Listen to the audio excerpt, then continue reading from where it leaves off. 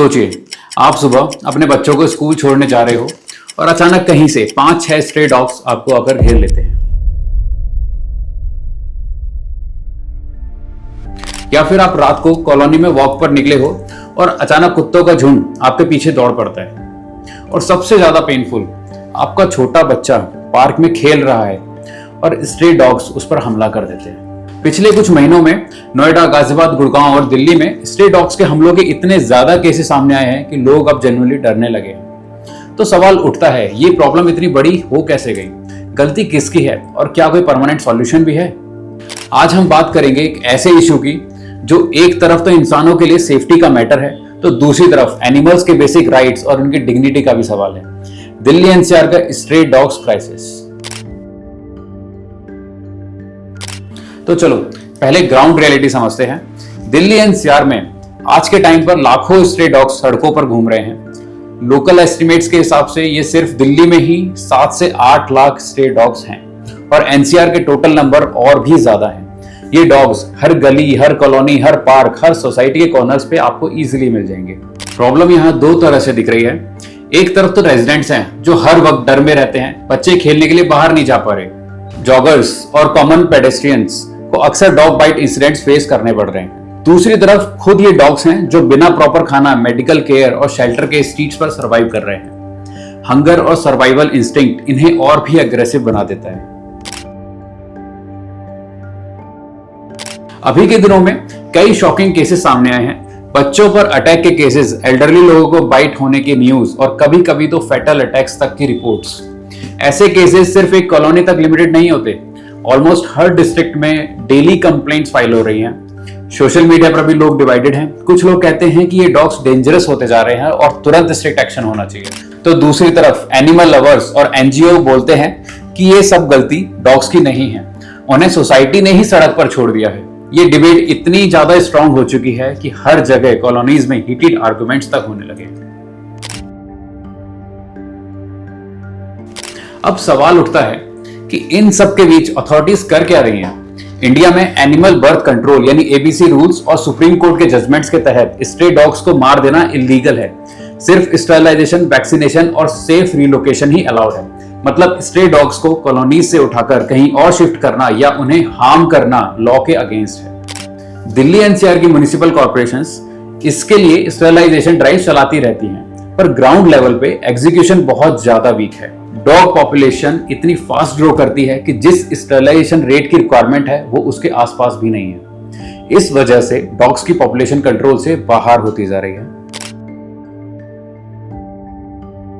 ये इशू सिर्फ एक सिविक प्रॉब्लम नहीं है, ये एक मोरल और इमोशनल डिबेट भी है। एनिमल राइट्स एक्टिविस्ट कहते हैं कि हर डॉग को जिंदा रहने का, खाने का और सोसाइटी में सरवाइव करने का राइट है।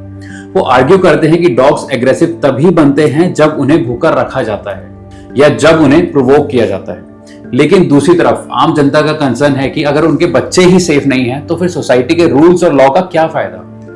ये टग ऑफ वॉर अब इतना ज्यादा इंटेंस हो चुका है कि हर कॉलोनी में मीटिंग्स हो रही हैं, पिटीशंस फाइल की जा रही हैं और कहीं कहीं तो क्लैशेस भी देखने को मिल रहे हैं।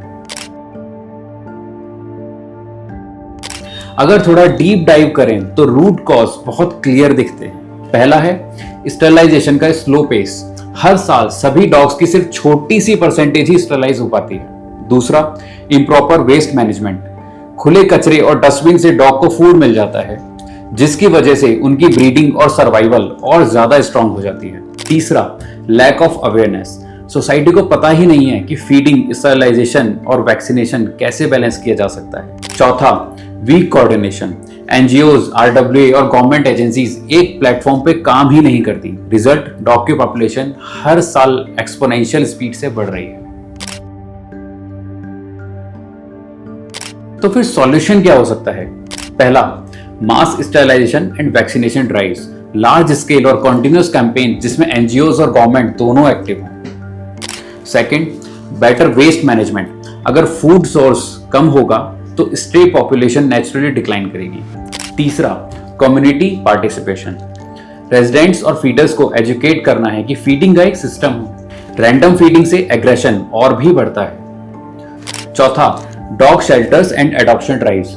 स्ट्रे को कॉलोनीज में छोड़ने की जगह उनके लिए शेल्टर्स और एडॉप्शन ड्राइव्स क्रिएट करना। पांचवा, स्ट्रिक्ट पेनल्टीज फॉर अबंडनिंग पेट्स, क्योंकि स्ट्रे डॉग्स की प्रॉब्लम का एक बड़ा रीजन ये भी है कि लोग अपने पेट्स को सड़क पर छोड़ देते हैं।